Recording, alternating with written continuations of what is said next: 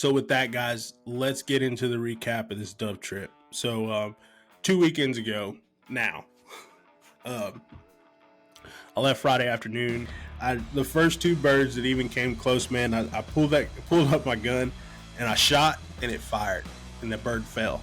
And then the second, I was like, kind of got excited and forgot about the second bird. But then I pulled up my gun again and I shot and that one fired and I hit that bird too. So I got a double right off the bat. I was going to Lubbock to go to another hunt too. And I'm like, oh man, my gun's going to be running good. So I run out there and I pick up those two birds and I come back and I load two more shells and sitting there for like a couple good, probably 2-3 minutes, and a group of three flies by.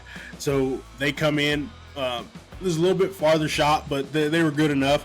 And I pull up my gun again, and I go to shoot, and click. Tejas. Still two. Tejas Hunt Club Podcast is the podcast for you and you and you and you. What's up, guys? Welcome to another episode 27 to be exact, of the Tejas Hunt Club Podcast. I'm your host, Brandon McDow, and this week we're going to be doing a little recap of my dove trip I took for the Stewards of the Wild Dove Hunt and the Patron Dove Hunt, which I'm rocking the hat here right now. But it was an awesome weekend of shooting some birds, so we're going to get into that today. But first, I'm going to go over a couple things that I found on Instagram and some information I found on some stuff that's going on right now. I've been been thinking about doing this for a little while now, but I find funny stuff and I find cool stories on Instagram just from the people I follow, the pages I follow and stuff. So I figured we share them all the time, or I share them all the time on my page and on Tejas Hunt Club's page on the stories and stuff. But sometimes, some of these things are worthy of being talked about in other realms. So, I picked a couple of things that I saw this week. Some of them are funny and cool, and then some of them are just some topics about conservation and things that are going on right now within the government. So the first one that I found the top 10 colleges to go to for fly fishing. So on that list, starting from number 10 is Sewanee, which is the University of the South in Sewanee, Tennessee. Number 9 is the University of Alaska. Which both of those, there's a lot of rivers and stuff in Tennessee. And then, of course, Alaska's, there's rivers, there's the ocean, everything there. So the University of Georgia, okay. So not just a football school, there's some fly fishing going on there too. Oregon State University, the University of Texas at Austin comes in at number 6. Penn State University comes in at number 5. The University of Montana, that one definitely makes sense, at number 4. The University of Miami, once again, freshwater and saltwater. Montana State University in Bozeman, number 2, which it's in Bozeman. So that's pretty much the outdoor company hub right now. So I could see how they come in at number 2 for top college towns for fly fishing. And not just Coach Prime's football right now, but the University of Colorado Boulder is the number 1 school for fly fishing. So fly fishing and football with Coach Prime. I'm a big Coach Prime fan. If you haven't been paying attention, check him out. What he's doing at Colorado is pretty awesome. Next couple of weeks are going to be tough, though, with USC and Oregon State, I believe. We'll see how it goes, though. I'm pulling for him. In conservation news, I guess you would say, the Department of Wildlife and Parks in Kansas actually canceled their fall turkey season. So this message from Turkeys for Tomorrow, which is an organization that helps with turkey conservation, kind of like National Wild Turkey Federation, but they're a great group. So if you haven't, go check them out. Give them a follow on Instagram. See if you can help out if you want to. But basically, the fall turkey season is suspended in Kansas due to populations declining. Beginning this fall, Kansas will have no fall turkey hunting season due to declining populations at state and regional levels. The difficult decision was arrived by members of the Kansas Wildlife and Parks Commission after hearing compelling recommendations from staff over the course of 4 public meetings. So they've documented declines in turkey populations in Kansas or in that region for the last 15 years. Largely due to reduced production levels. So essentially, they're canceling the turkey season for population reasons. I mean, if that's the recommendation by the people that are paying attention to that and studying that, I mean, it sucks, but I mean, I like hunting them in the spring anyway when they gobble. Um, but I think it's a huge step into conserving turkeys in that area. I'm not sure on how long they plan on doing this, but I guess for the foreseeable future, I mean, if they've been seeing declines for the past 15 years, this is probably hopefully not too little too late, but hopefully it'll get their populations going back in the right direction. If you remember a couple episodes, we mentioned an organization called HOW. They're an organization that created a platform for hunters and outdoors people, fishermen, everybody, to have action items to reach out to our representatives in the government when we see bills or different laws and things trying to change that aren't for the betterment of wildlife or for hunting and fishing. So one of the action items that they had a while back was to help with the hound hunt for bears and mountain lions in New Mexico. New Mexico's in the news again, but basically they had proposed canceling hound hunting for bears and mountain lions. So one of the action items was to reach out to the New Mexico government, and plead for hound hunting. I received this email because I sent a how for this action item on the platform. So it essentially says that because of the numbers of people that used the platform or reached out to representatives in the New Mexico government that were for hound hunting, it basically it stopped it from being canceled, and they actually proposed changes to bear and cougar rules in New Mexico. So in the case of bears, they're going to increase bear harvest limits in multiple areas, and they list off some of these areas. I'm not familiar with them, but maybe I will be now. So they're increasing number of permits for the draw for bears. Also, they're essentially lengthening the length of the season in New Mexico for bears as well. So not only did we stop hound hunting from being canceled, but we actually gained some ground in access in New Mexico. I'm not sure on how much this goes to non-residents per se, but at least it's saving it for the residents of New Mexico. And I'm sure there's a lot of outfitters and stuff too that run on these areas that are going to get some extra tags this year.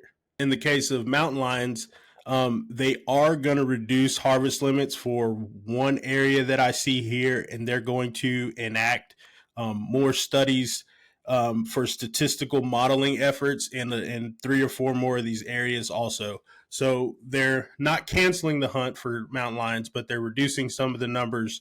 And I guess until they get back more information from these studies that they're proposing that they're going to do, and then they're going to base that allocation of tags and stuff on that information. So like I said, once again, if you're not involved with HOW, or if you don't follow their Instagram or Facebook pages and stuff, there's proof right here that it works. And for us to keep hunting and fishing going on, we're going to have to be more vocal, not just on social media, but by actually reaching out to our representatives and our government to stop any anti-hunting or non-wildlife centered bills and things to go through. So that's an awesome thing, getting this email back, knowing that something I did that took me all of maybe 3 or 4 minutes. Okay, if you're new to the HOW platform, it may take you upwards of 8 minutes to create your login and then go into the action item page, or the action den as it's called on the platform. So, and then after that, I mean, it's getting an email, seeing it, and it's 3 minutes to voice your opinion. So it's something easy to do. If you haven't checked it out, I suggest you do so. A couple episodes ago, we spoke about how the federal government was cutting funds for hunter education and archery programs through the education department. So on September 14th, which was last week, we'll say, the Sportsman Alliance Foundation, together with Safari Club International and Western Michigan Bowhunters chapter of SCI, filed a lawsuit against the Department of Education regarding its reading of the bipartisan Safer Communities Act. So the lawsuit challenges the department's misguided interpretation of the act. So this essentially is going to put a stop for now through legal action of them not releasing those funds to all the programs that need the money.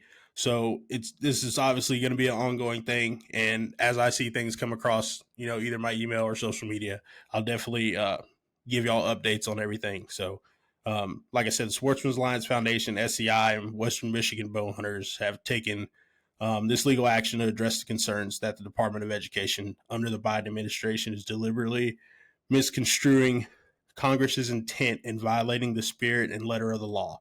So co-sponsors of the BSCA have consistently asserted that the law was never intended to restrict funding for these essential programs. So that's essentially their message that they're filing against. Once again, we have to voice our opinion. These organizations as well, along with Hal, like I said, if you haven't checked them out, please do. I mean, these are the ones that we need to support to help with these things. So SEI, Sportsman's Alliance, I know we're not in Western Michigan, but, we can give them a shout out every now and then. As most of you know, across the state last week, we finally got some rain. So, although it is the end of summer and we've been dying for it for a couple months now, it was greatly needed, and we definitely need some more. So hopefully we have some more coming, not to the extent of flooding, hopefully, but we still need some more rain. One of the things I looked up also was, of course, with the drought that we've been in, it's had an effect on deer and wildlife in general. So I know a lot of the supplementing that we've been doing for these animals has been just providing water for them. Feed's been nice, but it's because that's been scarce. But the waters, I think, is probably the most important thing right now.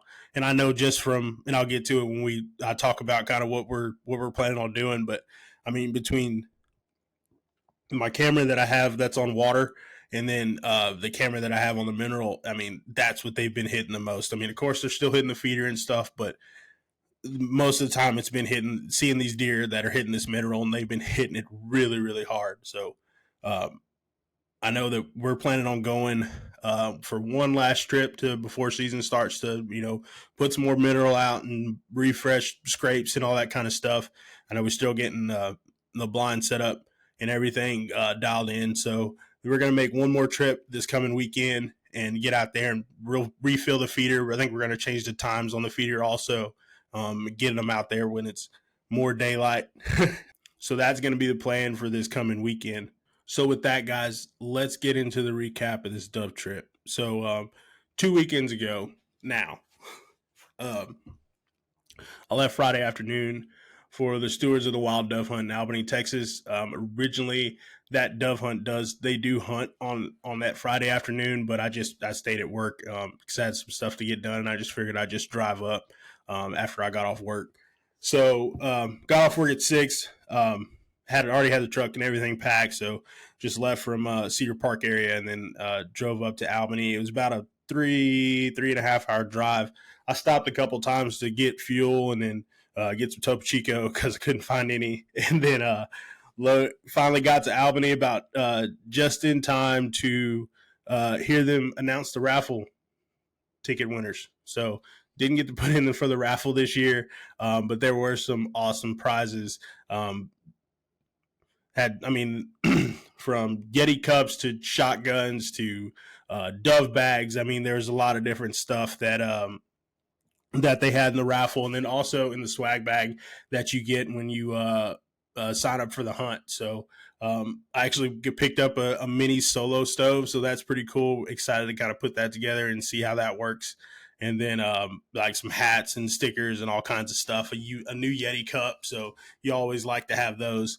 But it was a nice little swag bag, so hung out there for a little bit. Got a little bite to eat. I mean, they had quail and dove, and I mean, they had all kinds of tacos and stuff. Like it was awesome. But got like I said, got something to eat. Figured out where I was staying because in that dove hunt, it's I think they had 230 people this year, so you're kind of split you up. Some people stay in Albany, and then some people stay in Abilene, and then so I was picked to stay in Abilene. So I got everything packed up and figured out where I was going to go, got an address to the hotel and everything, and then drove from Albany to Abilene, and then got there. My roommate, Will, I don't know his last name. I know he's in the Houston chapter of Stewards of the Wild, though. Shout out to Will because he was pretty cool because he was already asleep in bed by the time I got there. So it was a task to try and get in there and not make too much noise and not turn on lights and stuff. And you already know that when you're trying to do that, that's the exact time that everything just wants to clang and bang and you can't find this and your flashlight doesn't turn on your phone. I mean, I'm sure he heard Topo Chico bottles clicking together as I was trying to set them down. But got settled in for the night and then was getting ready to wake up the next morning because we were leaving at 6 o'clock from the lobby of the hotel to go out to the dove field. Got a decent night's sleep. It was more of a kind of a nap because I think it was probably 12:30 and 1 by the time I got there and got to sleep. So woke up 5:30, got dressed, and when I walked downstairs, I kind of forgot that most of this hotel was booked with people from the Stewards of the Wild Dove Hunt. So as you walk downstairs and got to the breakfast area, there was nothing but camo and snake boots and everything else waiting down there getting coffee and breakfast and stuff. So it was kind of cool to like kind of run into a few people I met from last year, and then also just going to Stewards of the Wild events and stuff.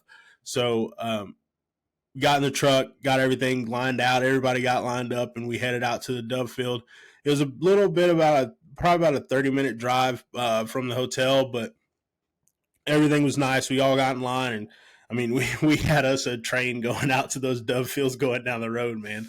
I'll like I said, I'll have the video coming out this Sunday, so you'll be able to see some of that. But got out to the dove fields. Luckily, I was kind of up front. Just because I got out there earlier than kind of a few other people that were there. So as we pulled in, I mean, we were kind of seeing birds flying as we were coming in and sitting on the line and everything. So that was a good sign. Got my spot picked out, got everything set out.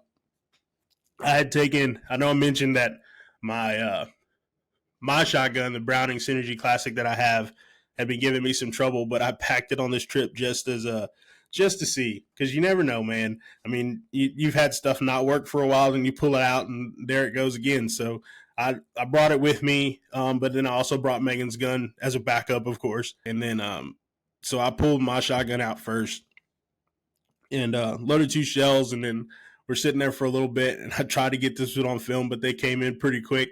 The first 2 birds that even came close, man, I pulled up my gun, and I shot, and it fired. And the bird fell. And then the second, I was like, kind of got excited and forgot about the second bird. But then I pulled up my gun again and I shot, and that one fired, and I hit that bird too. So I got a double right off the bat, and I was so excited, man. I was like, oh man, my gun's working again. We're about to have a good day. Everything's awesome. Like, this couldn't be any better. Like, I already knew I was going to Lubbock to go to another hunt too. And I'm like, oh man, my gun's going to be running good. So I run out there and I pick up those 2 birds, and I come back and I load 2 more shells, and sitting there for like a couple good, probably 2-3 minutes, and a group of 3 flies by. So they come in. There's a little bit farther shot, but they were good enough. And I pull up my gun again, and I go to shoot, and click, click, click. We're right back to square one. So I pull the shells out of that one, and then I set it down and picked up Megan's shotgun and started running that one again. And there was a pretty good little flurry there right at the start of some birds in that field, and you can kind of see, and I mean, you could hear other people shooting from across the field and down to the right of me where they're kind of parked out and spread out and everything. And I mean, for the most part, they were getting a lot of birds. There's an area to my left back towards the road where kind of of course the power lines kind of intersect. There was a group sitting right there, and I mean, if they didn't shoot a limit between all of them in that group, I'd be very surprised, because they were having a lot more birds fly over that area, I guess, from landing on that from landing where those 2 power lines meet right there in that corner, and they were coming off the field and then coming into the field and like stopping at that power line and then swooping on in, and then they'd kill them right as they came in. So apparently that corner was a spot to be excuse me, for that dove hunt. But wound up getting a few birds, And then a few birds I shot too that I lost. I don't have a dog, so it was kind of hard. There was one I shot that came overhead. I thought it was going to hit my truck, but it actually sailed over my truck and onto the property that was behind us that we didn't have permission to hunt on. So I couldn't retrieve that bird, and I had like two more that I shot. They were pretty far shots, and I lost them out in the field. But I mean, so I guess total coming out of that hunt, if I'd have got all those birds, I think I'd have had seven or eight, something like that. But I mean, it was a good hunt. I had a good time. I was hunting by myself. Where I was, I didn't really know anybody next to me or anything. But when we got done, we were cleaning those birds. Those guys came up and talked to them for a little bit. One of them on the right side of me, they heard from the Houston chapter, which was funny because we were sitting there hunting, man, and I was like, I didn't have any music or anything playing, and then all of a sudden, like, I of course have my earplugs in, and all of a sudden I hear some zero bumping over there, and I'm like, oh shoot, these boys out here jamming. But yeah, they had some chopped and screwed playing for a little bit, some Big Pokey and Fat Pat. So I when they walked over to me, so I kind of knew that they were my kind of people. So they wound up being from the Houston chapter, go figure, and they killed some birds. I think one of them had 6 and the other one had 5 or 6, something like that. So they had a good day. And then on the other side of me, I think they were from the Dallas or San Antonio. I can't remember. Dallas or San Antonio. That was on this side of me, and they got a few birds too. So after probably about, I'd say about 9:30, 9:45, we really weren't seeing that many birds like coming in. If it was like one loner just cruising by, and he'd be at freaking airplane altitude because he already heard the shots going off earlier that day. So around that time, I packed up my stuff and everything, got them birds clean and put them on ice and everything, and then texted Bredemeyer from the SCI West Texas chapter. If y'all haven't listened to his podcast, episode 2, go check it out. But he invited me out to a dove hunt with some of his buddies out in Lubbock. So they've been doing this hunt for the past 5 years. This will be the 5th year this year with Tim Willis. He's the guy that puts the hunt together, one of Brandon's buddies, and he puts this hunt together for his dad's birthday. So him and his dad hunted together since he was 6 years old, he said, and his dad's birthday is actually September the 8th. So every year for his dad's birthday, they used to dove hunt. And once his dad passed away, he made it a thing for his family to dove hunt on his dad's birthday for 3 days, the 6th through the 8th, or the 6th through the 9th, they dove hunt. And that's what they do in remembrance of his dad, which I thought was pretty cool. I didn't know this prior to getting there, but it was when Tim introduced himself to me and everything, he kind of told me the story, and I felt pretty honored to be there, honestly. And so I packed up my stuff and out in Abilene, and then I think it was another 2.5 hours. Yeah, 2.5 hours, about 2.5 hours to get to Lubbock. Made that drive and stopped at Allsup's and got me an Allsup's burrito. Man, you can't go to West Texas and not go get you an Allsup's burrito. I mean, pack you some toilet paper too, just in case, but it's definitely worth it. And I think they've been doing a little revamping on their stores because they did some remodeling. It's a little nicer, a little cleaner, and the food, honestly, like, it was a little bit better. So if you're out there, give Allsup's a try, man. They've been doing some new things, so check them out. But made it to Lubbock and or just outside of Lubbock and pulled up to a nice lodge, which I didn't know either that we were hunting with Crooked Wing Outfitters. If you don't follow them, check them out on Instagram. Great guide service. They do a lot of things from antelope, mule deer, whitetails, all to add to waterfowl also. So check them out, give them a follow, let them know that I sent you. And got there, man, and I was greeted by a cast of characters, and I mean this in the best way possible. This, man, these group of guys that are buddies that still hunt together like that, that's what it's all about. Between Brandon and Tim and Curtis and I'm blanking on everybody's name right now, but everybody that was there, I mean, I couldn't have been welcomed by like a better group of people. I mean, half the time they were asking me if I was ready for what was about to happen. I mean, like I said, it's a cast of characters that I probably one of the best dove hunts I've been on in my life, just because the people. It was fun. We were laughing. We were joking the whole time. Like the food was awesome. Sean Polk cooked for us the whole time. I mean, he made steaks Saturday night that were just phenomenal. Like some of the best steaks I've had in a long time. So, like I said, I got there Saturday, probably around was it like 1:32 o'clock.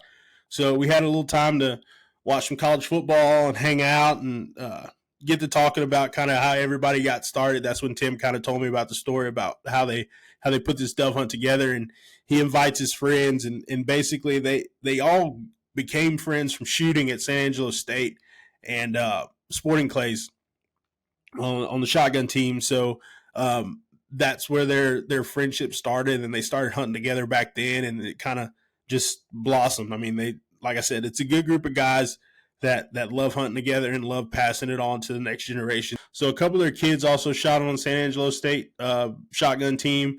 So he invites a couple of the kids off the team every year to clean birds. So that's their job, is to clean birds and hang out, and that's their payment for getting to come hunt on this trip.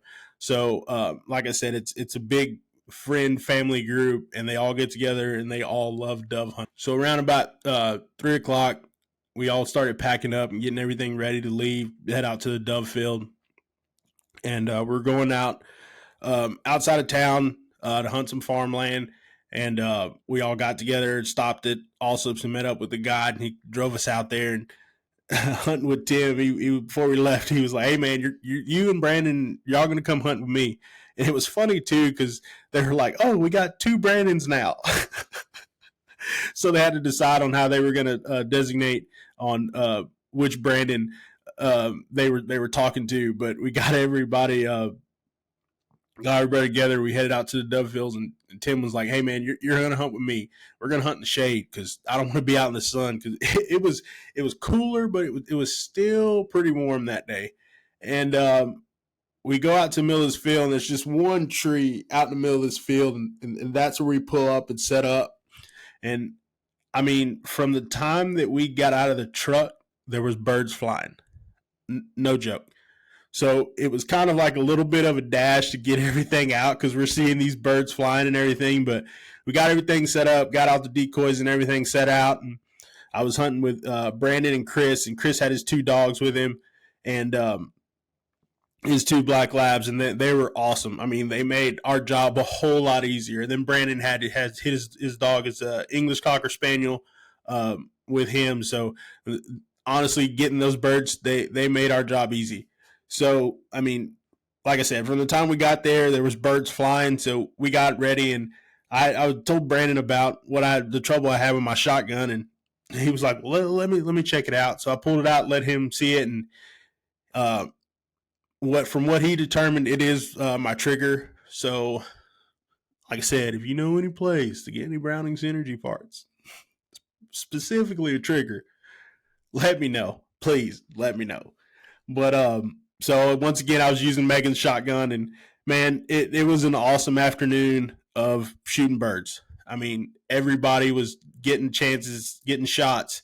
I mean, from doubles to singles, triples were coming in. We had a couple quads. I mean, like it was awesome shooting with those guys and getting to film and take pictures, and of course too. So if you haven't seen our Instagram, I posted a couple of photos that I've taken on. You can see it on my page and on Tejas' page too. I'm trying to decide what I wanted to shoot or how I wanted to shoot. Basically, was the biggest thing. If I was switching back and forth and picking up the shotgun when birds would come in, to filming the dogs, to filming the birds that were coming in, and taking pictures and stuff of everybody that was hunting. I mean, that's a lot of what I enjoy about going on these trips and stuff, is being able to take photos and video and make this content, I guess you would say. And just kind of put these memories together. I mean, for people and for myself too. That's a big part of it. I mean, I never hunted that far north for dove. Up in Lubbock area, I've been to Albany. Of course, we went to the Stewards of the Wild Dove Hunt. So, I mean, I put like, I think I did the math. This whole weekend, I put like 878 miles on my truck. But I mean, it was fun. I got to go around and shoot birds and hang out with some cool people and meet new people. So, like I said, I mean, we had a good day. I think we wound up killing 120 birds that afternoon. Was the final count, and then like I said, it was a good time. Like I'll have the video coming out this Sunday, and then I'll be posting the photos and stuff on Instagram and everything. So definitely check those out. And the best thing about this hunt is I didn't have to clean any birds. So after we got done sunset and everything and taking pictures and all that stuff, we made it back to the house. And Sean, like I said, man, those steaks that we had that night, I had it on my story. They were awesome. But we had steaks, mac and cheese, asparagus, and I love some mac and cheese. So that was definitely a big hit. And listened to the Texas Tech game on the Turtle Box, which it didn't end so well for Tech that night, but it was pretty cool listening to that kind of like on the radio style, like a football game, not just watching it because we were hanging out outside and everything. Because by then it had gotten a little cooler. We had a thunderstorm, a big thunderstorm that rolled in that night, and like I'm talking thunder, lightning, just shake the whole lodge that we were in. Like it got it on. And then so we woke up that next morning. We were going to go hunt, and it kind of made me worry a little bit, about that rain and stuff, scattering those birds. But you can't kill them from the house. So we got up and we went out to a different spot this time to go hunt. Which like I said, when we pulled up to this spot, we saw birds flying. We thought it was going to be a good day, and we had a little flurry kind of right as the sun started getting a little bit higher, and then for all of a sudden they just quit flying. And then we look over kind of to the adjacent property that was next to us, and we see these lone dead oak looking trees. We were probably about maybe half a mile to 3/4 of a mile away from it. There's these 3 dead oak trees around this pond, and they had these power lines going down the road next to them. And if I could show you, you can see it in the video, but the amount of birds that had congregated over there was like that was the spot that we needed to be at. And unfortunately, we did not have permission to go hunt that area. I mean, we could have easily like moved down the road and went down that other side and set up, but that's not where we were allowed to hunt. So for a good while, we have a couple birds fly over to where we're at into the field, and we got off a couple shots. But basically they were all congregated in those dead trees and on that pond, man, and they weren't leaving it. That's just where they wanted to be. And I mean, it's hunting, even with dove hunting, it's not always guaranteed. And you could be like we were about half a mile, 3/4 of a mile from the spot that you need to be, and you can't get there either by, access from how hard it is to get there, or just access from permission to hunt on that piece of property. And that just wasn't our day that day. So we like I said, we squeaked out a few birds coming in, and then wound up going back to the house and getting everything picked up and make that long trip back down here to the house. But like I said, man, it was an awesome weekend. I had a lot of fun chasing birds all over North Texas and stuff. So I'll definitely, I was given the invite for next year and told to put it in my calendar. So Tim, I'm going to take you up on it, and I'm going to be there. You told me I was invited, so I'm coming back. I got it saved in my calendar right now. So anybody, September 6th through the 8th is booked. I'm sorry. That I'm going to be in Lubbock hunting with Tim and the rest of the El Patron dove hunt crew, and having a good time. I just want to thank those guys again for inviting me up there, and Brandon Bredemeyer for giving me the invite, and Tim allowing it and everything, and letting me come home with them and make some new friends. So like I said, this video, I'll have it coming out on Sunday. So hit subscribe on that YouTube channel. Follow us on Instagram. I'll be posting highlights and little teasers and stuff on there. And then also next week coming up, we'll have our bow setup video and then also our blind bag video because deer season's right around the corner. 2 more weeks, guys. 2 more weeks. And we'll be sitting out there sweating our asses off waiting for a deer to come out. I mean, for the archery guys, MLD also. So if you're lucky enough to be on an MLD property, you'll be out there slinging bullets at those deer. For everybody else, we'll be archery hunting. So like I said, guys, got some content and stuff coming out. We'll be making videos of us going hunting this year. Also, share your videos. Tag us in them on Instagram, Facebook. We'd love to share them. We'd love to congratulate you on enjoying your time outdoors with your friends and family. So hit us up, follow us on Instagram, like and subscribe on YouTube. Leave us a review for the podcast. That'd be cool. Share the podcast with a friend if you enjoyed it.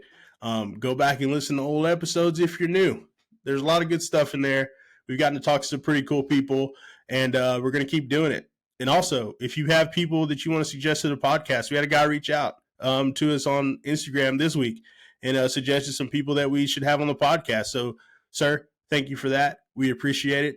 And if any of y'all have any suggestions, or if you yourself want to come on the podcast because you have some cool hunting stories and you've done some cool things, or if you work in the outdoor industry, wildlife, deer breeders, anything like that, hit us up. We'd love to have you on the podcast so you can tell your story and how much you love the outdoors.